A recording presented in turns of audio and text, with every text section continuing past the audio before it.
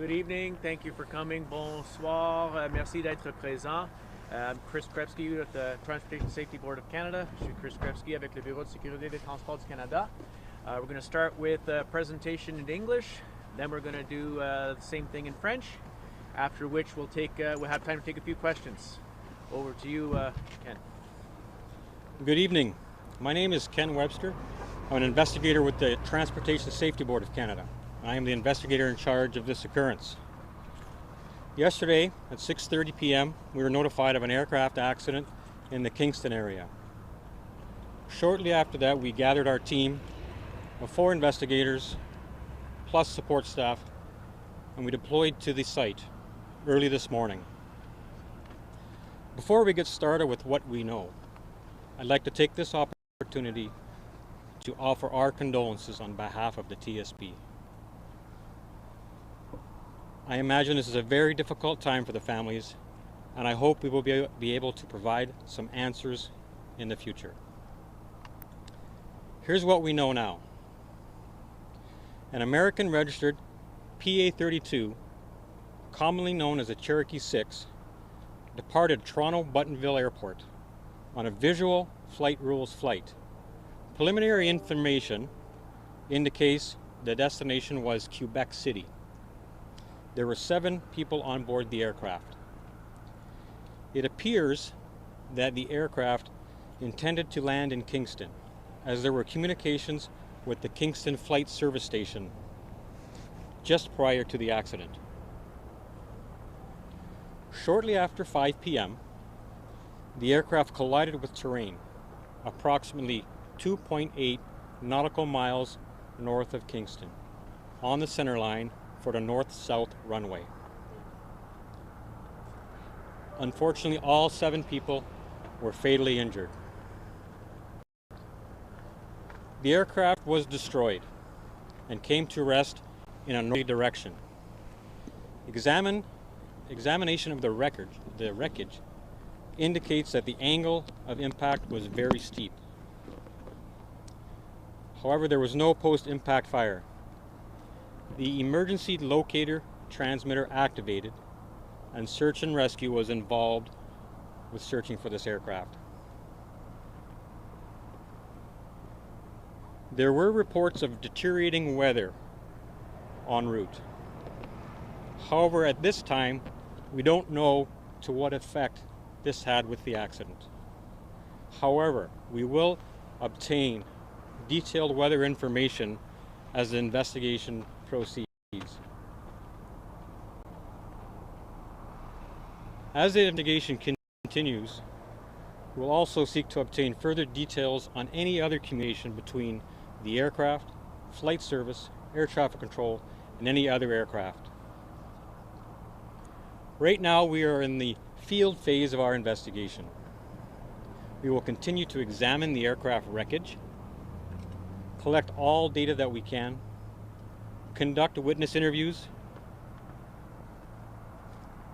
In addition, we'll examine the maintenance history of the aircraft, all weather conditions pertaining to the aircraft, flight, pilot qualifications, and any regulatory requirements for the flight. For the next couple of days, we'll be here at the site, examining the wreckage and continuing with our investigation. After that, we will determine what parts of the wreckage, or perhaps the entire wreckage, if it will be brought to one of our regional facilities or our laboratory for further examination. At the moment, we need to examine all the information that we have before we draw any conclusions. At this point, it's too early to say what the causes and any contributing factors may have been of this accident. If we decide to do any further updates, the time and place will be announced on our website and any social media. Thank you very much. Thank you, Ken. Nous allons maintenant procéder avec la présentation en français. Bonsoir, mon nom est Nora Vallée. Je suis la porte-parole du Bureau de la sécurité des transports. Le BST a été avisé hier soir vers 6h30 d'un accident qui est survenu près d'ici à Kingston. Et puis une équipe de 4 enquêteurs a été déployée ce matin sur le site de l'accident. J'aimerais commencer par dire qu'on est très conscient que les familles qui ont perdu des êtres chers veulent avoir des réponses et je leur souhaite mes condoléances et surtout j'espère que cette enquête-là pourra fournir les réponses pour ces personnes-là. Bon, ce qu'on sait maintenant, jusqu'à maintenant, c'est qu'un avion de type PA-32, immatriculé aux États-Unis, effectue un vol selon les règles de vol à vue en destination, en partance de l'aéroport de Toronto-Bottonville. Les informations préliminaires indiquent qu'il s'en allait vers la ville de Québec ou l'aéroport de Québec. Des communications entre le pilote et le service d'information de vol nous indiquent que le pilote avait probablement l'intention de venir atterrir à Kingston. Il y avait 7 personnes à bord. Peu après 5 heures, l'avion est rentré en collision avec le terrain à environ 2,8 milles marins au nord de l'aéroport de Kingston, dans l'alignement de la piste qui est orientée nord-sud. Les 7 occupants sont décédés.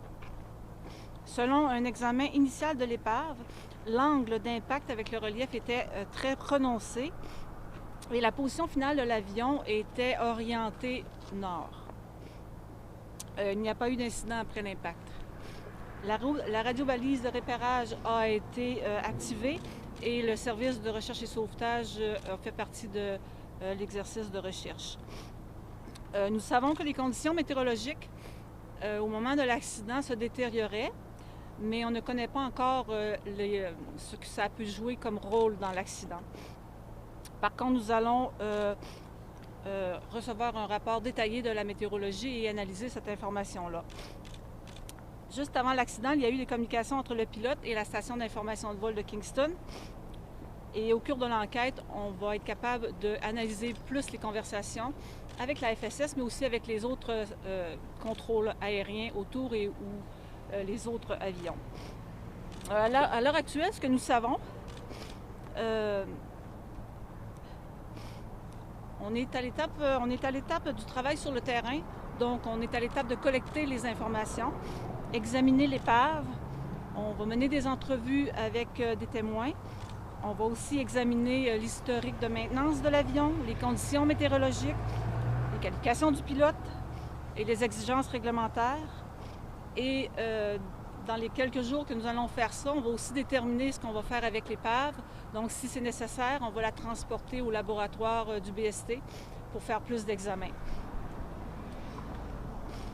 L'enquête est un peu très tôt en ce moment. On ne peut pas tirer de conclusion sur les causes qui ont causé cet accident-là.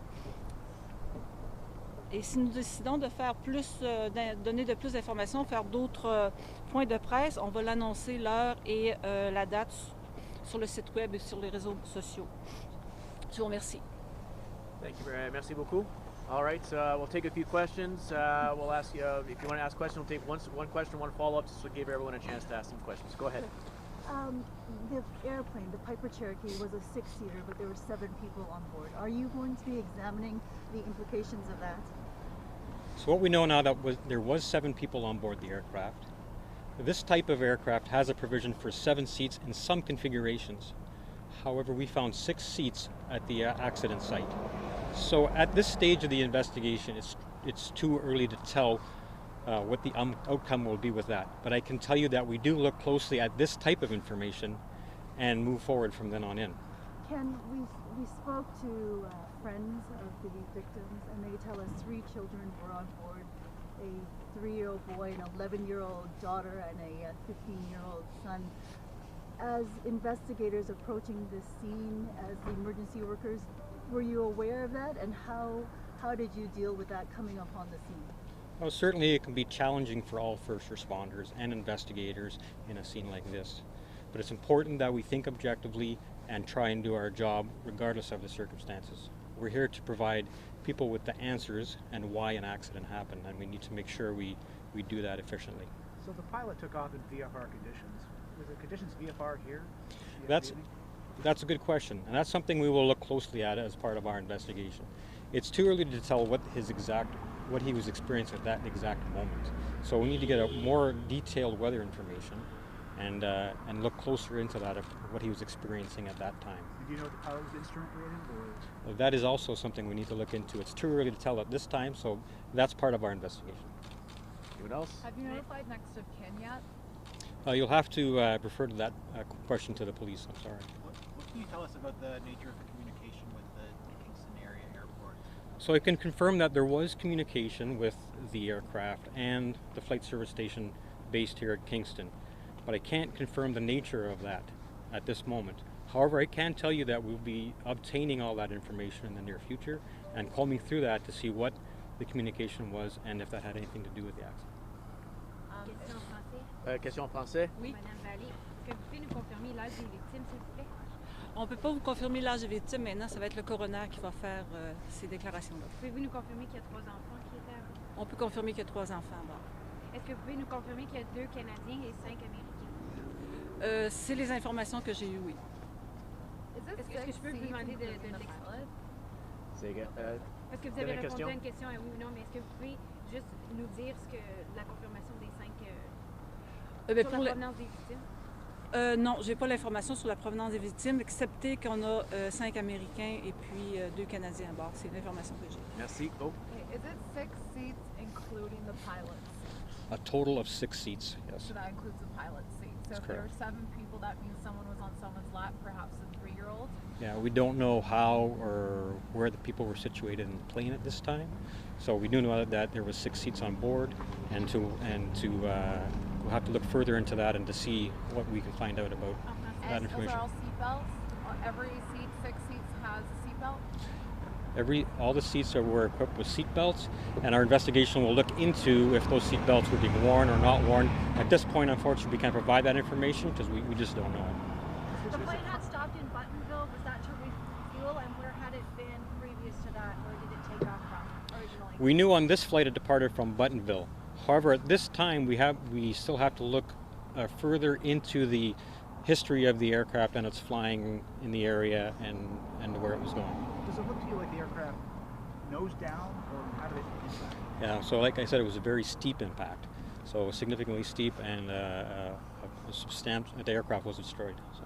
Madame Vallée, est-ce que vous pouvez nous dire Okay. sur Pour le français, Pour oui. le français. combien y avait-il de sièges à bord et le nombre de victimes? Et aussi, qu'est-ce que vous pouvez nous dire à propos du pilote?